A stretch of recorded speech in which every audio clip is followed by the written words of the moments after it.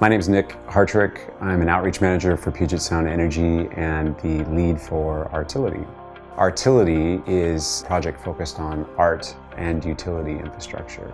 So there are two main objectives of why PSE rolled out this initiative. One was to reduce the amount of graffiti in our communities, and the second was to beautify these public spaces. My name is Angelina Villalobos and my artist name is 179. 179 is my street persona when I first started doing graffiti in high school. I personally feel that commissioning artists to paint walls combats graffiti, but it also makes the neighborhood feel like they're cared for, that the city or the business there is a part of that neighborhood. And what it does is it allows people to walk by and to become involved.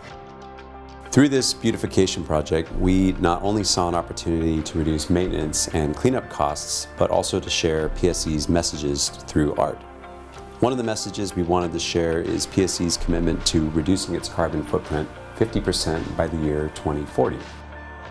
My name is Gretchen Leggett, and I painted the biggest mural in the state of Washington on the Encogen building in downtown Bellingham.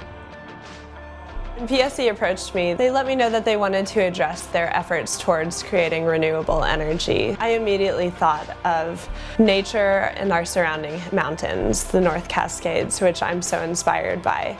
PSE is lucky to have this opportunity. We collaborated with 9 artists across the Puget Sound on 11 different installation projects. We focused on a variety of mediums for art installations, and you'll see that when you get out into your community and go check them out. From substation fence installs, so a chain link fence that we physically adhered art to pad mount transformers, the green utility boxes, to completing Washington State's largest mural, which is 540 feet wide by 40 feet tall. While the infrastructure is privately owned, it sits and lives within each of our communities, and we recognize that infrastructure is not necessarily all that attractive, but what a better way to beautify it than working with those artists who get that story.